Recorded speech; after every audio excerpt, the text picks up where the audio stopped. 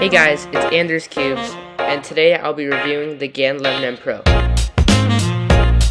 As you can see in this video, there are really good corner cutting on this cube, and the reverse cutting is also pretty good, so you won't get things like this.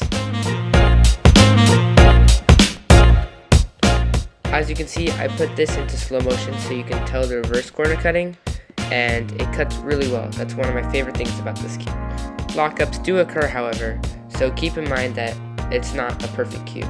There are not many perfect cubes. The dimensions for this cube are 56 millimeters and 63 grams. Something that's exclusive to the GAN cube is the GAN logo, as well as the colors, which I'll get into. In this cube, you got 48 magnets and 8 pairs of magnets for the corners. This makes the cube feel very clean when you turn.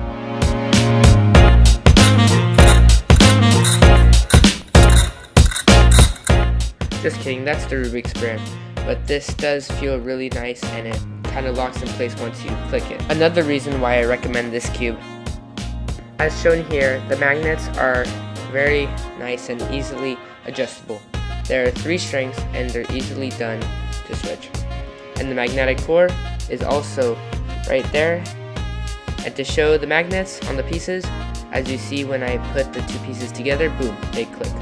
That's just how it works. And this customization has 4 tension nut levels and 6 adjustment levels for elasticity. This cube gives a really light feel and a smooth turn when you handle the cube. This is because of GAN's obvious lightweight and nice magnets that lock in place, which give it a firm, controllable feel. That's it for today's video. I hope you guys enjoyed. If you did, subscribe and smash the like button. I'll see you guys in the next one, and peace. AndersCubes out.